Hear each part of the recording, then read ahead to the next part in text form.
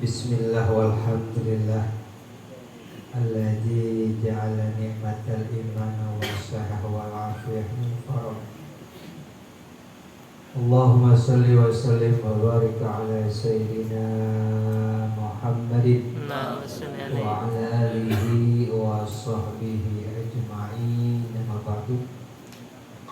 Bersama-sama kita muliakan Ketua DKM, Ketua Majelis Taklim, Akhirnya Ustaz Bakhtir, para orang tua diantaranya Bapak Nur, Bapak Sukri, Bapak yang lainnya dah. Mudah-mudahan kita pada malam hari ini senantiasa dimuliakan oleh Allah Subhanahu wa taala. Amin. Karena tadi Ketua DKM udah pesen nantinya jangan lama-lama. Jadi saya nggak perlu banyak ngomong ya, langsung aja. Bismillah wal afiyah wal barak wassalamah. Bihadratin Nabi Mustafa al-Fatihah. A'udzubillahi minasyaitonir rajim. Bismillahirrahmanirrahim. Alhamdulillahi rabbil alamin arrahmanir rahim maliki yaumiddin. Iyyaka na'budu wa iyyaka nasta'in ihdinas siratal mustaqim. Siratal ladzina an'amta 'alaihim ghairil maghdubi 'alaihim waladdallin. Allahumma shalli wa sallim wa barik 'alaihi sallallahu ya Rabbi bil Mustafa alaihim wasilana wa bilana mamada ya wasi'al karami ya Rabbi bil Mustafa alaihim wasilana wa bilana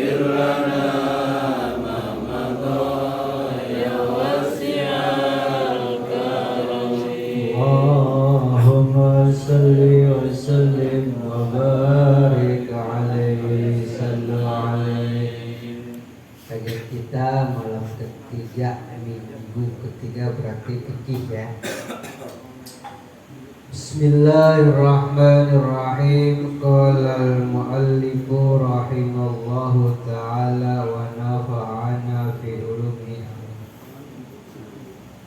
Melanjutkan materi kita pada taklim di tahun 2021. Berarti hampir 1 tahun kita libur. Lumayan. Wa ammal majnunu wal mughammin alaihi wa syukran fala wujuba wala qada'a alaihim lakin yajibul qada'a ala man ta'adda minhum wa 'alal murtadi idza aslama wa 'ala wujuba al-haidin wa nafasain wala qada'a alaihim walakin taqdiyani as-sawmu wa ija aslamal kafiru aw balagha as-sabyu aw abaqal majnunu awil mugham alaihi. Wa amal majnunu, dan adapun orang gila. Tahu orang gila?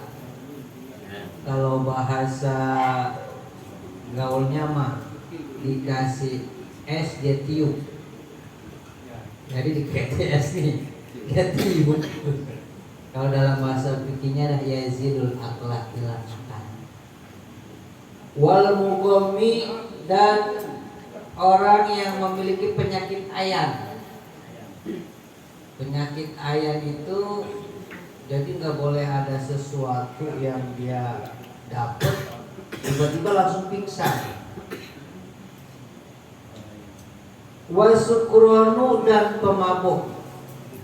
Nah, pemabuk di sini adalah malah ta'adda, mabuknya nggak disengaja.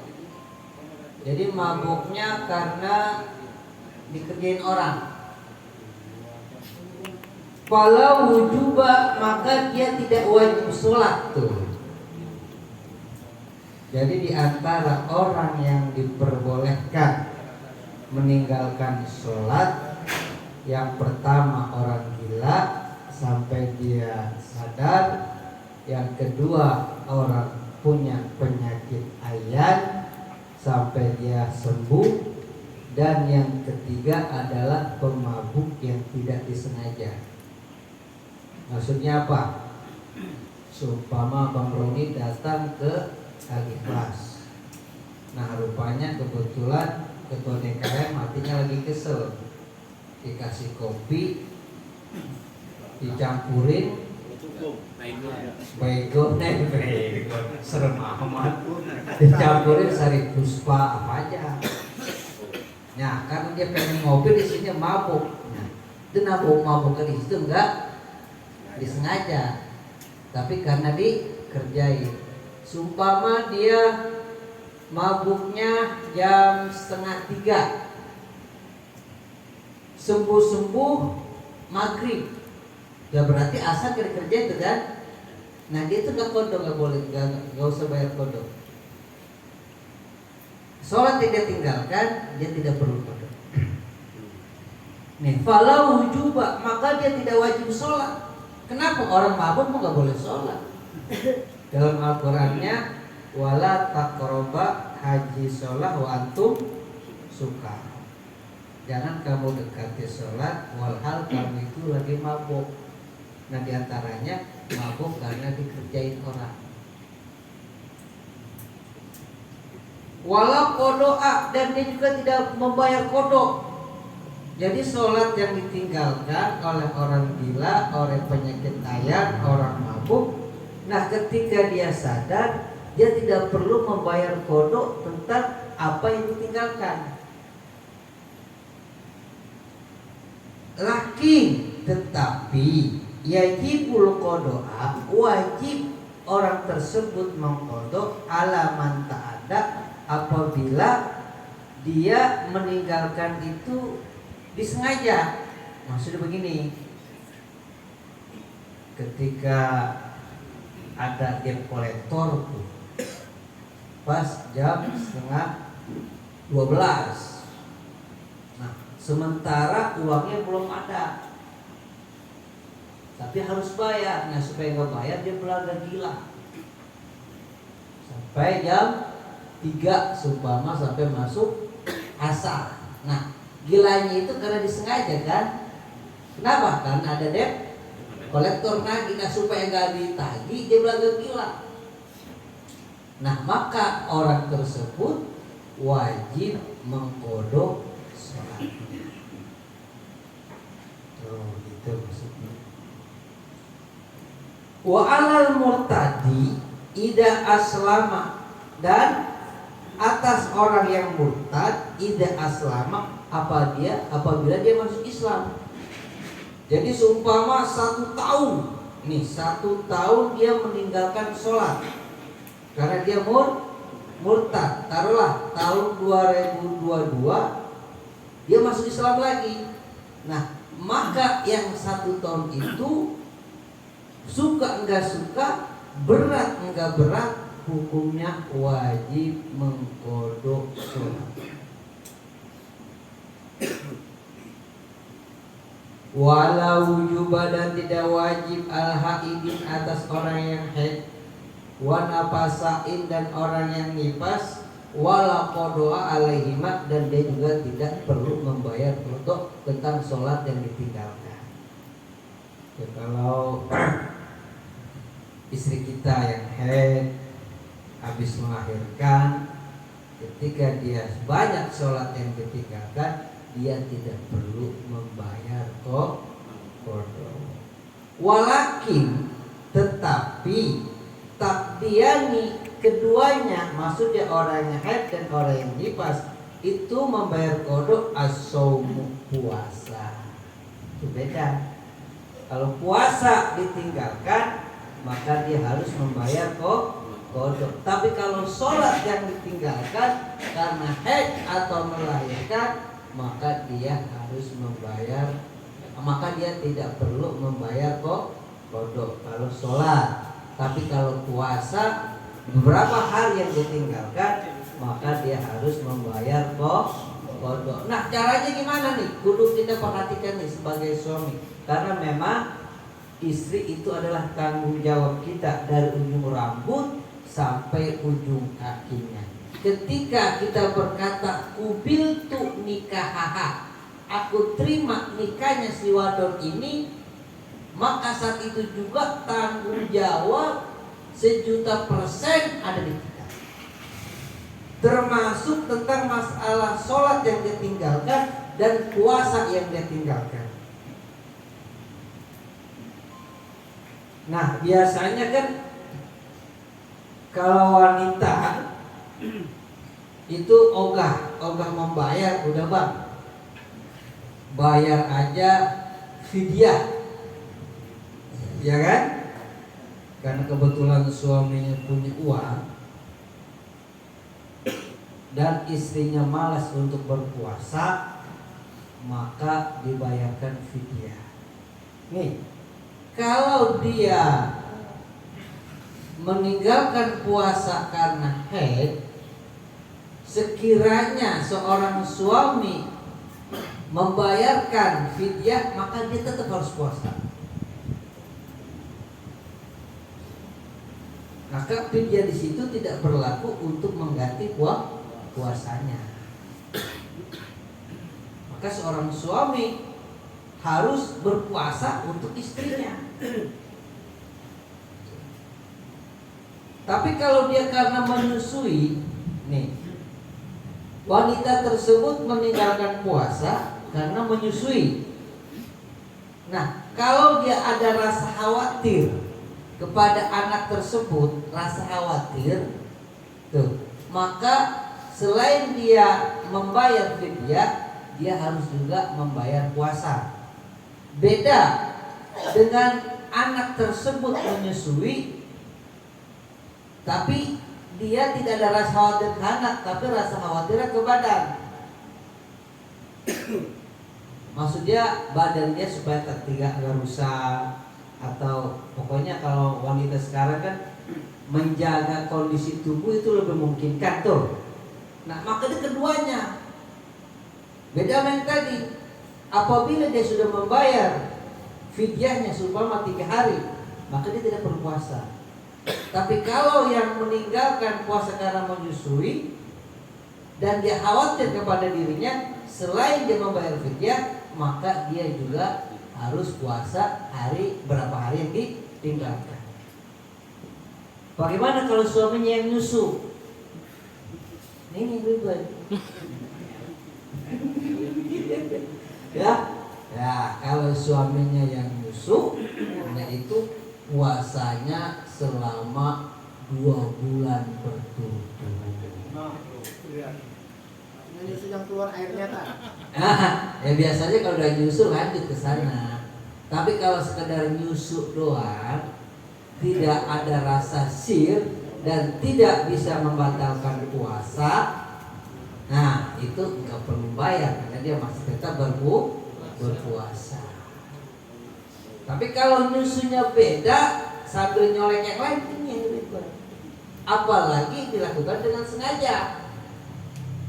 Ada di zaman Rasulullah dulu begitu tuh, ya, udah hidup paling jauh, akhirnya kecolongan, melakukan dah sama istrinya, datang ke Rasulullah, kata Rasulullah puasa 2 bulan berturut-turut. Dia bilang, ya Rasul, saya sebulan aja nggak kuat, gimana 2 bulan, udah bayar dah, ya, bayar kifarat sebanyak 60 orang. Aduh Rasul, orang saya susah gimana mau bayar. Dikasih akhirnya tuh sama Rasulullah makan makanan dan nih kasih bakal di kampung kamu sana. Kata Rasul, ya Rasul di kampung saya paling susah. Ya udah melakukan doa paling berani. Nah disinilah Islam itu agama ajarannya yang begitu indah. Ketika seseorang yang tidak mampu dan tidak juga diberatkan oleh hukum tersebut sehingga orang tersebut menjadi susah. Akhirnya apa? Bebas dia. Tapi kalau kita dalam kondisi sekarang ini apabila meninggalkan hal-hal tersebut tuh, maka khususnya perempuan atau kita harus membayar kodo itu yang namanya puasa. Tapi kalau sholat, nanti di sini dijelaskan.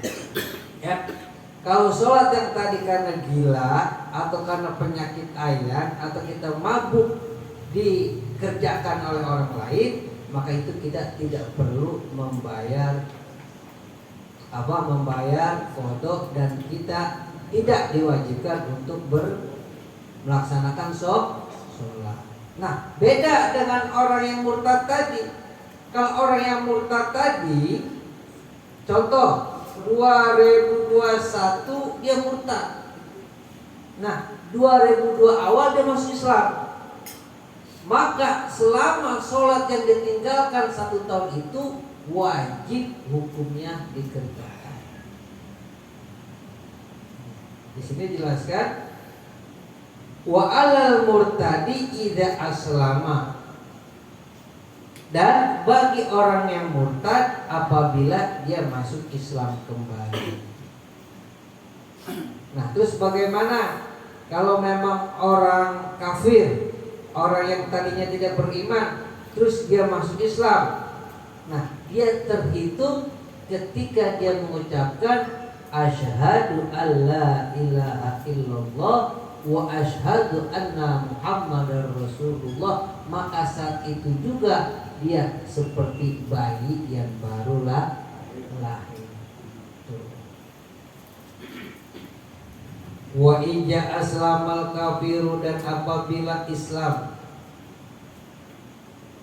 dia terus masuk kafir, au balagha sobiyu, atau telah sampai anak kecil, au apaqal majnun, atau telah sembuh pada orang yang gila, awil maghmi, atau bagi orang yang penyakit ayan, awin qata adamu haidi, atau yang terputus darahnya bagi orang yang haid, waqad baqiya, dan sungguh masih ada waktu, qaddara zamanu, sekedar untuk waktunya takbir, maka dia harus takbir.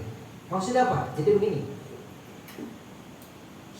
ketika dia sadar, orang yang gila atau orang penyakit ayan atau orang yang mabuk atau yang telah haid, masih ada waktu nih,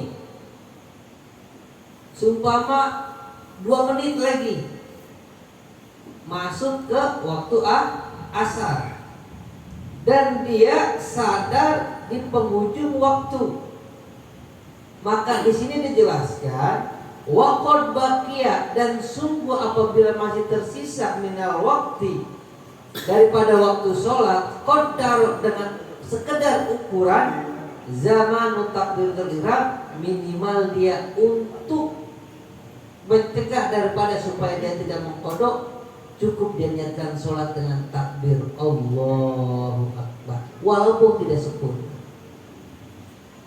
Itu segitunya kita sampai diperintahkan jangan sampai meninggalkan sholat. Kenapa? Lazimatu haji sholat, karena betapa sulit dan beratnya sholat al-fardu alladzi yajma'u minha, yang telah diwajibkan bagi orang-orang yang beriman. Karena dikumpulkan waktu tersebut supaya orang bisa melaksanakan perintah Allah Subhanahu wa ta'ala.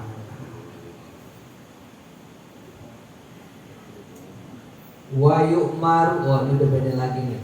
wa yu'maru sobiyu dzakaron kana unsa biha lisabi sinin, dan memerintahkan bagi anak kecil laki-laki atau anak perempuan biha dengan ia sholat lisabi sinin apabila sudah masuk usia 7 tahun. Jadi kalau kita punya anak sudah 7 tahun, boleh tuh kita mulai ajak ke masjid. Nah khusus nih bagi takmir masjid, kalau ada anak-anak kecil yang pada sholat di masjid jangan diomelin, karena bercandanya anak kecil, berantemnya anak kecil di masjid itu adalah rahmat yang didoakan malaikat untuk jamaah yang ada. Jadi anak kecil nih lagi pada berantem, para lagi sholat pada berantem, itu baru menjadi rahmat. Apa maksudnya? Kita kan dalam sholat itu ada yang ruku, kafiat sholat yang kita tidak sempurna kerjakan. Maka dengan bercandanya anak kecil, dengan berantemnya anak kecil, itu bisa ditutupi dengan itu. Kenapa? Malaikat yang mendoakan supaya orang-orang tua yang ada di masjid itu amaliyahnya bisa sempurna. Karena kalau kita gebukin, jangan. Khususnya untuk para takmir masjid, jangan aja kita biarin. Jangan kita aduin. Nah kalau kita aduin baru salah. Kalau dia kadang-kadang sholat lagi macam-macam ya bahwa, tapi walaupun demikian di rumah kita nasihatin, nanti kamu kalau sholat di masjid jangan pada bercanda, sebab pahalanya anak kita yang mengerjakan sholat itu akan diberikan kepada kita. Nah kalau dia di sini udah berusia wayud robu alaiha li asrin, nah dipukul. Nah pukul di sini bukan untuk menyakiti, tapi untuk menasehati. Nah makanya mukulnya jangan kepala, tapi sekedar. Nah ini juga diartikan bisa ada dengan memukul itu dengan nasihat, karena masih bandel juga tidak mengerjakan, maka sekedar peringatan, tanzir. Bukan tanzi.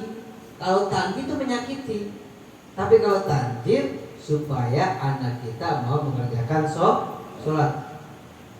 Kenapa usia 10 tahun sudah mulai kita agak keras? Agar ketika dia sudah balik, bagi laki-laki ketika dia bermimpi, bagi perempuan ketika dia haid, dia sudah bisa untuk melaksanakan perintah Allah Subhanahu wa ta'ala. Nah, di sini diwajibkan ala sabili fardin, atas jalan fardu, fi usulihi, dalam usulnya, aban bapaknya, aman ibunya, aujadan atau keluarga yang ada di situ dekatnya. Maka orang-orang tersebut harus memberikan nasihat kepada anak-anaknya, jangan sampai dia meninggalkan sholat. Udah cukup. Dikit lagi ya. Nah, wa syurutu sehatiha, dan syarat sahnya ya sholat sab'atun, itu ada 7. Taharatul aqda'i minal hadasainil akbar wal asghari. Yang pertama adalah suci anggota ya dari hadasain, yaitu 2 hadas, al-akbari hadas besar, wal asghari dan hadas kecil. Nah ini harus memperhatikan juga nih istinja ya. Istinja khususnya ya. Wa tahratil badani, dan suci badan, wasaubi dan pakaian, wal makani dan tempat, minan najasati daripada najis, ghairul mu'affa yang tidak dimaafkan anak akannya ia orang mengerjakan sholat. Wasitrul aurati, dan menutup aurat. Nah nih timbul pertanyaan pada kita nih. Kadang-kala orang yang sholat itu kan kayaknya suka bolong tuh, bolong karena rokok, iya kan? Bolong karena rokok. Nah, selama bolong tersebut tidak terlihat oleh mata kita, meskipun bolong, itu masih tetap sah sholatnya. Jadi selama bolong tersebut tidak terlihat oleh kita. Nah, tapi kalau sudah segini nih apa? Sejari lah, udah kelihatan kan? Nah, itu baru sholatnya tidak sah. Tapi kalau sekedar bolong lidi, baik itu posisinya ada di atas dengkul, itu tetap sholat kita tetap sah dan dikatakan tetap satrul aurat, menutup aurat. Wahia ma baina sirrati wa rukbati minar rijali wal ummati. Tuh, yaitu antara buzal dan sampai dengkul. Itu kalau auratnya laki-laki. Tapi kalau auratnya perempuan, nih batas muka dan sampai batas nih telapak tangan itu harus ditutupi. Terus Ustaz, bagaimana kalau istri saya sholatnya pakai jilbab aja, tapi jilbabnya panjang? Nah, yang terpenting dia menutupi anggota tubuh meskipun tidak pakai mukena, tetap sholatnya sah. Yang ini wajahnya nih, wajah dan telapak tangan, udah itu namanya batasan ukuran. Nah, di sini nih Teh, yang tadi saya sudah jelaskan, wa idza taharraqa, dan apabila berlubang saubun, pakaiannya atau kainnya, al musalla, bagi orang yang sholat, wa joharot, dan nyata auratnya, wa amkanihu, dan tempatnya, sitruha, bagi penutupnya, biduni masih mahalin, dengan selain tempat yang kidul sholata, maka batalah sholat. Maksudnya apa? Kalau bolongnya tersebut tadi nampak nyata, maka sholat yang dia kerjakan itu batal. Nah, seumpama ketika dia sedang ruku, tiba-tiba kelihatan nama dia di sini bolong gede. Nah, udah. Tapi kalau bolongnya sekedar lidi, tuh, itu enggak. Nah, di sini tuh ya dijelaskan.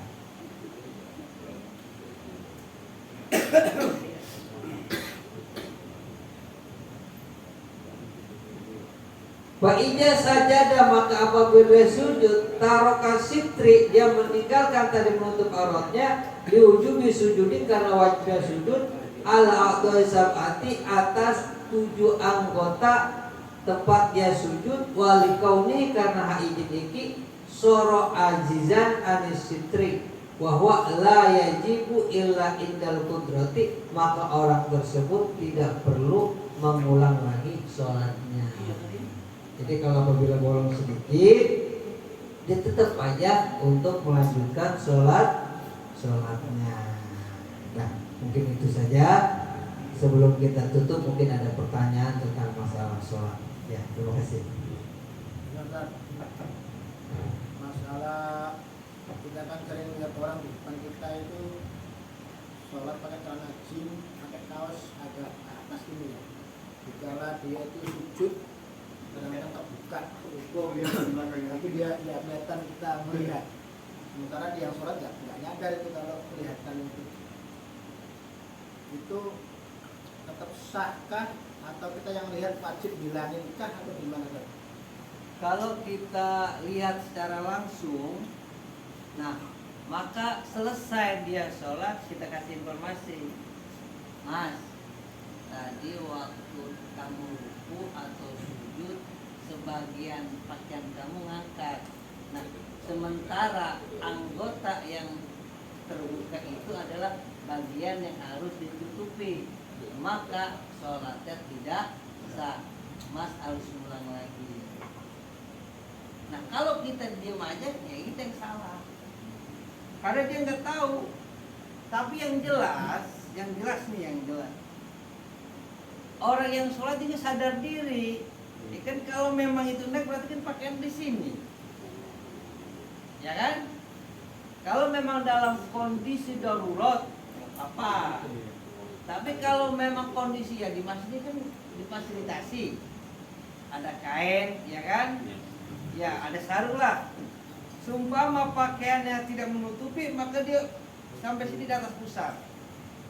Pakai kainnya di atas. Ini lah contoh, saya contohin. Nah, sumpama dia kan pakaiannya apa namanya?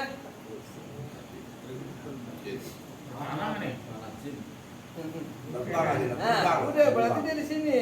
Nah, lewatin pusar. Oh. Sumpama ini kebuka juga gak jadi masalah, karena aurat laki-laki dari pusar ke bawah. Ente sumpama mau sholat di rumah, pakaian masih basah, nggak ada pakaian lagi, musim hujan, adanya kain doang, sholat begini nggak apa-apa, ini telanjang. Cuma dalam etika kurang sopan itu doang. Sah sholatnya. Tuh. Tapi pas kalau lagi sholat kan ada tuh yang pakai kaos tulisan kita baca. Baca gimana? Apa gitu. Nah itu cuma larinya ke adab, ya larinya ke adab. Kalau masalah sholat tetap sah, cuma kehusuan kita berkurang. Itu dimakruhkan aja. Makanya bagi seumpama kita nih, yang kebetulan di belakang ada, ya kan, apa Ajinomoto, atau petelele, ya kan, atau macam-macam lah. Kita nyadar diri, kita ke belakang sholatnya, atau ngambil pojok. Jangan karena pengen dibaca malah. Berarti salah yang baca ya? Hah? Salah yang baca.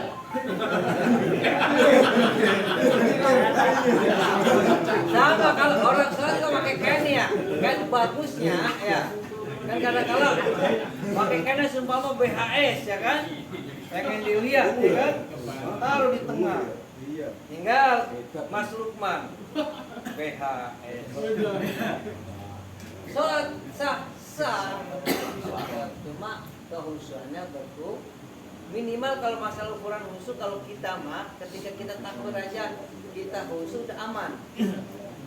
Nanya tak itu Ya, gimana sholat pakai peci itu bagaimana hukumnya kan? Ada kadang-kadang yang nggak pakai peci rambutnya begini gitu. nah, nih dulu deh ya. Mana Pak tidak? Masih tidak? Tadi siapa lagi? Udah ya? Nah, pakai tupluk di terbagi gini. Ya, karena pakai peci. Nah, ada peci. Ya, contoh lah, rambut saya ini panjang nih, Nah, ya kan? nah, Rambut saya panjang. Sumpama saya sisir ke belakang, rapi kan, rapi. Tapi ketika sujud, itu biasanya ada salah satu rambut yang menghalangi jidat, yang menutupi. Walaupun satu rambut, maka sujud kita tidak sah. Nah, ketika kita memerlukan peci, nah ini dalam kaidah ushul fiqh disebut la yatimul wajibu illa bihi fahuwa wajibun. Tidak akan sempurna satu kewajiban kecuali diiringi dengan kewajiban yang lain. Maksudnya pakai peci, orang pakai peci ketika sholat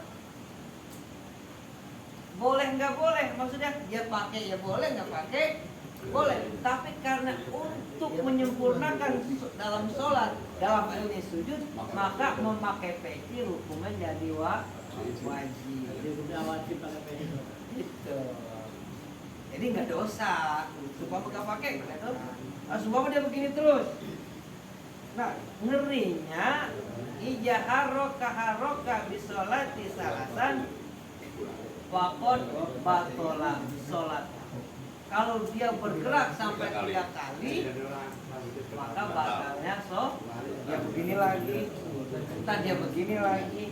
Nah, makanya memakai peci hukumnya menjadi wajib untuk menyempurnakan supaya sujudnya sempurna.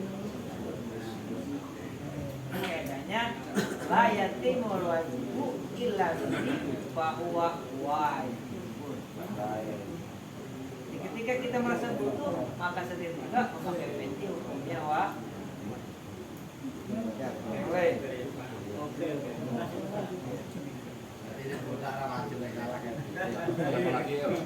Ada kan, tanya kan? Ya. Sholat subuh si burung ngacem terus Pak Ustaz. Didiamin nggak mau diam.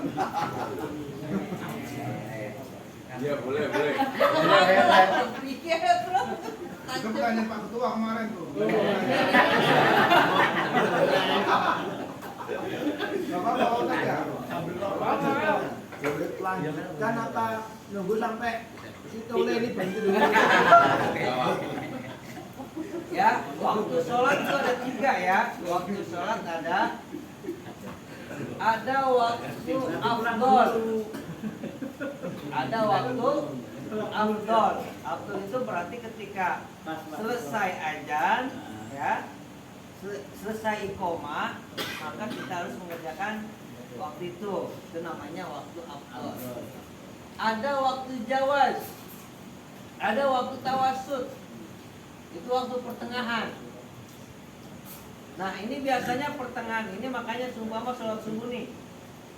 Sholat subuh kita lihat jamaah kita biasanya banyak, ya kan? Tapi ini cuma ada beberapa orang. Nah, itu jangan kita langsung komat. Kita tunggu sebentar. Kenapa? Kita takut jamaah kita ketika dia mau datang ke masjid, dia pengen boker. Mohon maaf ya. Nah, takutnya jangan dipara ini dulu. Nah, kita tunggu sebentar. Namanya kita menggunakan waktu tawassut pertengahan. Nah, selawatan lah. Ada waktu jawaz, ada namanya waktu makruhat. Boleh, tapi makruh. Nah, diantaranya begini. Seumpama kita punya otong, seharusnya malam nyetor, enggak disetorin, ya kan? Nah, bangun aja. Udah gitu karena minum ramuan, minum jamu. Kalau nggak minum jamu, meskipun dia bangun, dikencingin kena air tenang. Yang salah jamunya berarti. Hah? Yang salah jamunya. Enggak. Jadi minum jamu, kebetulan dia mau setor, istrinya ngamuk. Atau kebetulan istrinya red, lampu merah. Kan nggak jadi. Pas waktu subuh mentelang aja. Mau disentil kasihan, ya kan? Nah, itu pertama kita menunggu sampai dia ini dulu, tidur dulu, agak tenang dikit, ya. Tapi kalau emang pengaruh obat, nggak apa-apa. Dalam hal itu kita memisahkan diri sholatnya.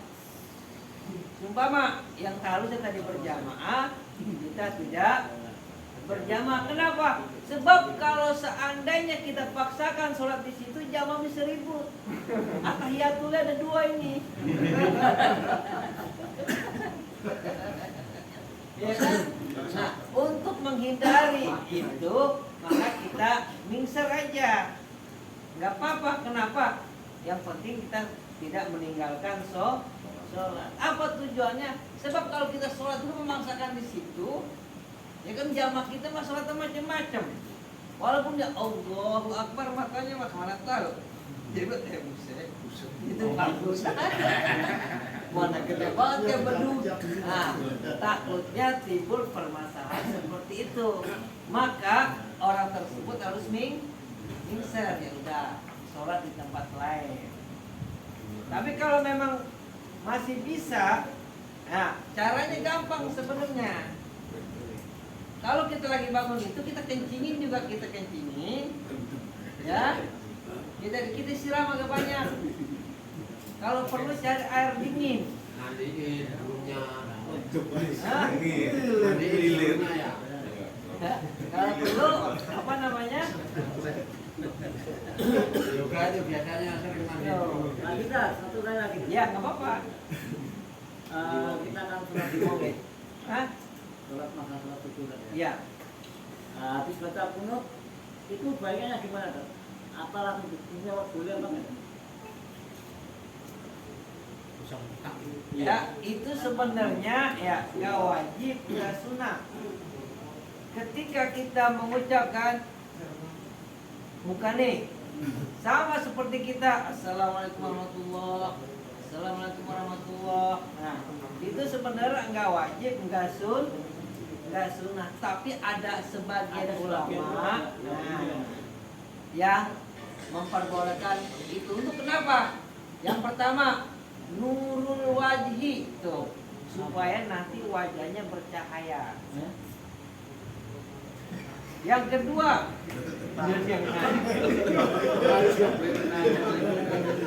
ya, Ada masuk tak? ya nggak apa-apa. Ya, ini yang kedua nih.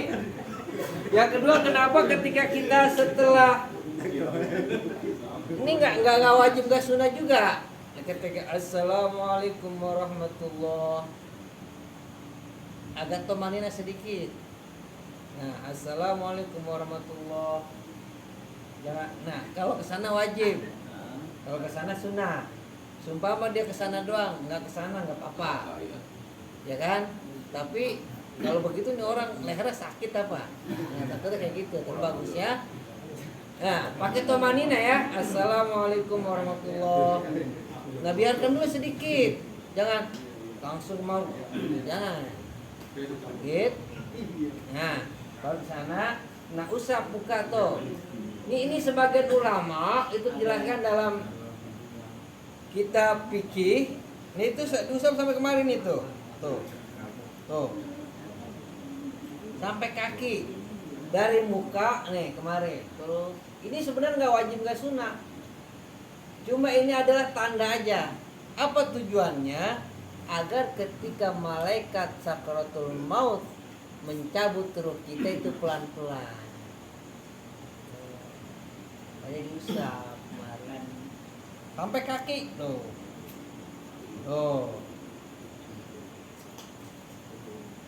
Itu adanya dalam ilmu tasawuf. Apa tujuannya?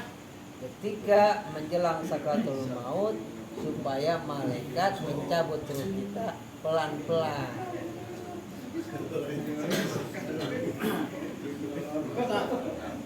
Ada yang ini. Ada yang nyuruh saya mau nanya ini. Iya. Kan waktunya ini sholat Jumat kan khutbah. Kata dia ada orang ngobrol, itu hukumnya gimana? Ngajak ngobrol maksudnya. Iya, ngobrol. Ya pokoknya begini, nih kalau masalah sholat Jumat ya, ketika khotib mulai alhamdulillah, maka diam sampai dia nanti khutbah kedua. Ibadallah inna wa ya'muru bil adli wal ihsan wa ita'il qurba wa yanha 'anil fahsya'i wal munkar aqimis shalah. Baru kita ngomong apa-apa. Tapi saat khotib sedang membaca rukun sholat, rukun khutbah, kita berbicara, jangankan sampai berngomong, kita ngomong bilang atau syarat itu lagau namanya. Kalau dalam hadis itu sholat Jumat jadi sia-sia, maka dia harus mengerjakan sholat Johor. Beda sama ngantuk. Hah? Beda sama ngantuk. Kan ada yang ngantuk. Kalau ngantuk beda. Makanya nih sunnahnya ya, sunnahnya orang khotib itu nggak lama-lama, nggak boleh lama-lama. Yang lama nanti ketika baca surahnya. Jangan khotib tuh lama. Ketika surahnya baca inaltaina kal kausa. Ini nggak nyunah namanya. Sunahnya khotib Cuma 3 rumusnya. Ya, pertama hamdalah, ya kan? Yang intinya nih. Yang kedua pesan takwa. Yang ketiga baca ayat. Udah. Nah kalau kita baca rukun semuanya ada 5. Hamdalah, syahadat, baca ayat Al-Quran, wasiat, doa. Nah, salawat kok nggak ada? Nah, salawat itu kalau dalam kitab Fathul Mu'in adalah tatimmu ala jum'ati, sebagai penyempurnaan aja. Bala takalam otoat. Kalau nggak dibaca salawat tersebut maka akan terputus. Maksudnya apa? Kesempurnaan sholat Jumat kita tidak sempurna. Nggak ada itu rukun dalam khutbah Jumat, nggak ada. Yang ada cuma hamdalah, syahadat, baca ayat Quran, pesan takwa, doa. Doanya itu Rabbana ighfir lana wal ikhwanil ladzina sabaquna bil iman sampai selesai. Nah, ketika khotib sedang membacakan itu, kita jangankan berbicara cuma sah. Khususnya kita. Kalau yang lain mah sah, kalau dia selama tidak berbicara, kitanya yang sah. Maka dia wajib mengerjakan sholat Ini maksudnya kalau ada orang ajak ngobrol dicuekin atau gimana? Dicuekin. Cuekin aja. Iya. Ini baru Napel. Kita kan kadang-kadang sering lihat. Akhirnya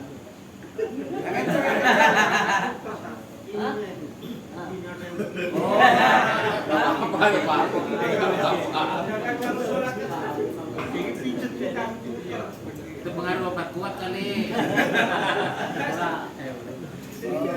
mungkin dirujukin ke kalau gerak dari 3 kali kan batal Pak. Sementara itu gerak terus gitu kali ya. Nah itu mungkin ya.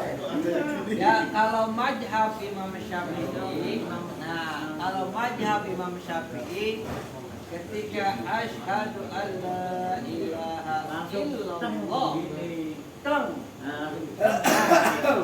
Kalau mazhab Imam Hanafi, Ada yang buat begini, nggak apa-apa. Apa kan ada pernah kelihatan? nah, Ada pernah kelihatan? begitu aja.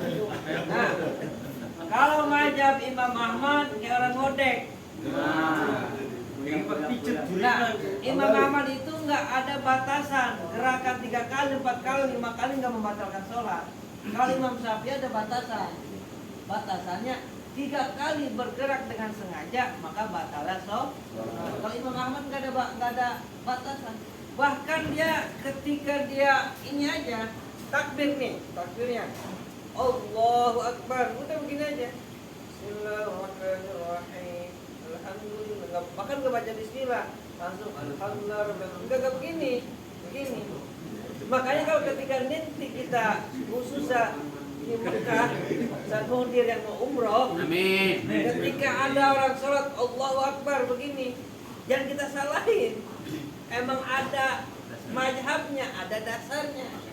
Nah ketika kita lagi sujud, duduk di antara 2 sujud, melihat jamaah kita di samping kita,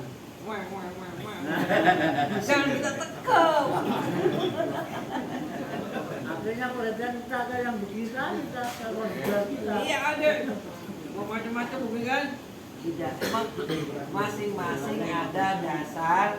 Dia punya materi sendiri. Kadang kita ikutin siapa? Kalau kita ikut mazhab Imam Syafi'i, ya maka udah. Ada dua orang hitam ada. Kalau langsung antara ini dengan ujung jempol harus sama, ya. Udah, ini begini tuh.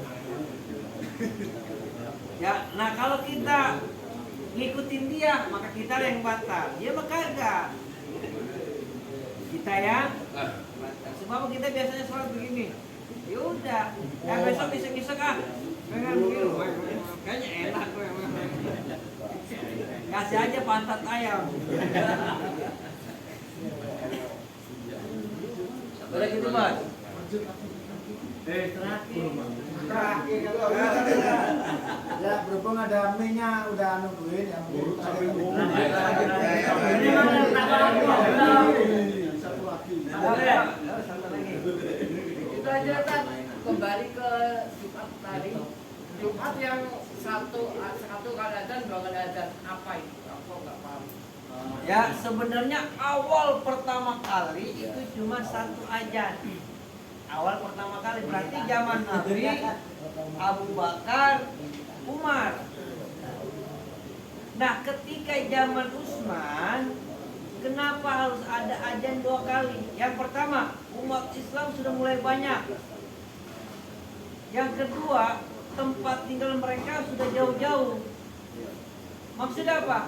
Ajan pertama sebagai himbauan. Ayo, mulai. Yang mana jauh-jauh nih, udah mulai segera tinggalkan. Gitu. Jadi ajan himbauan.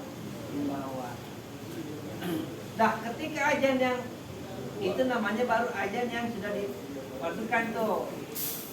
Jadi ajan yang zaman Utsman itu mulai dua kali. Kenapa?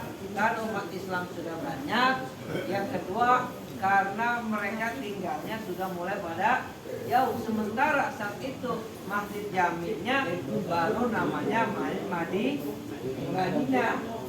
Makanya ajan dua kali. Nah, terus bagaimana diterapkan dengan kondisi zaman sekarang? Nah, kondisi zaman sekarang, kenapa harus ada juga yang ajan dua kali?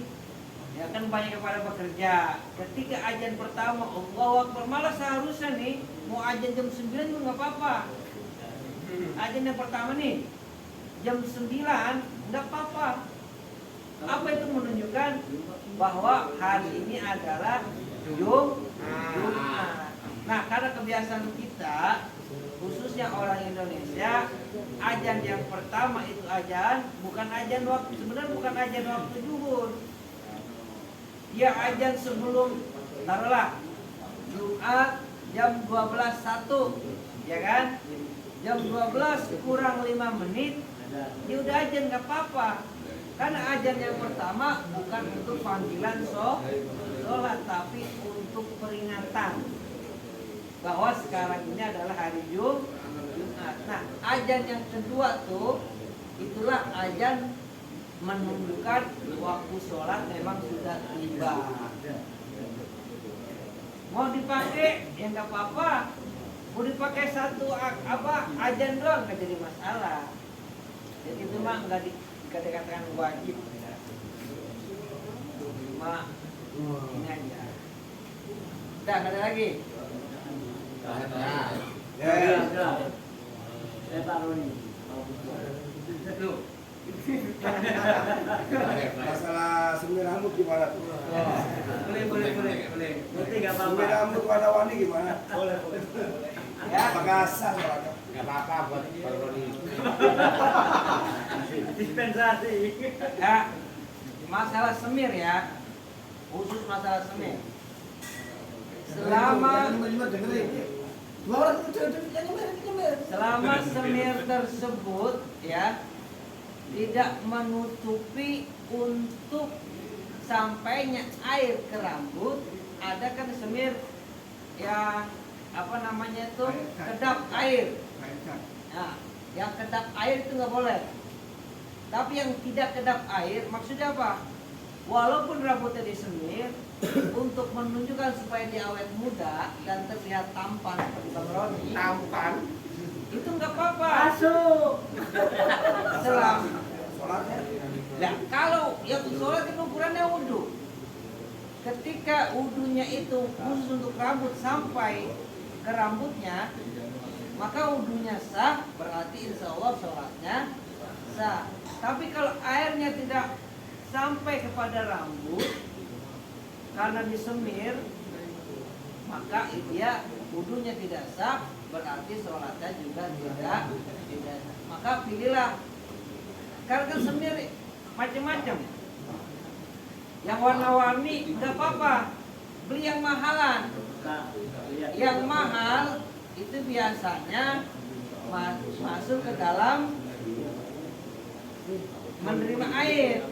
Tapi kalau yang murah seperti lem, pertama lengket, yang kedua kedap air, jadi nggak bakal masuk air itu keram. Tapi bagusnya lebih baik jangan pakai semen. Kenapa? Karena uban itu adalah nurun cahaya. Jadi orang yang beruban asli, karena memang faktor usia, itu menjadi sumber cahaya dan pahala untuk dia. Tapi kalau di zaman sekarang ini, supaya kita juga dikatakan pergaulan, selama itu bisa membawa kemaslahatan, tidak jadi masalah. Dan tujuannya yang terpenting jangan kedap air. Ini tak ada yang warna ya tuh, katanya hitam tuh nggak boleh, warna lain boleh. Boleh bilang begitu. Itu sebagai pendapat aja. Pendapat ya. Pendapat yang namanya pendapat kan boleh-boleh aja, ya. Yang terpenting intinya bahannya tersebut tidak kedap air. Apabila khusus untuk rambut, ya, khusus untuk rambut sampai itu nggak jadi masalah. Yang ada tanahnya. Nah, kalau ini kan butet ya, itu biasanya kan nggak nutup ini. Kita seleksi. Iya, itu nutupi. Saya yang aman.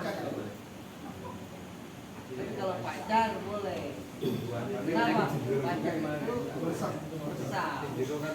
Jadi kalau bahan-bahan yang bisa meresap nggak apa-apa.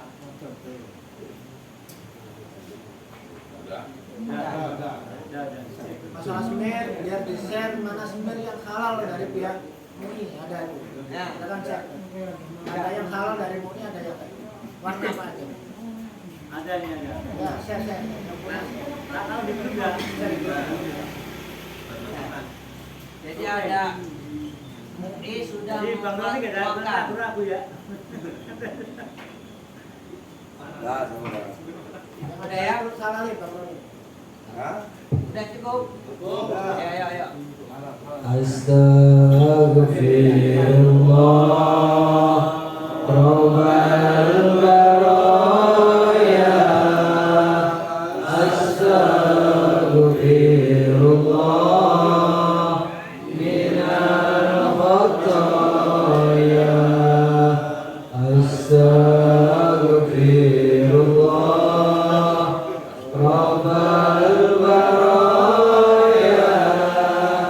Astaghfirullah minal khataya. Astaghfirullah Rabbal baraya. Astaghfirullah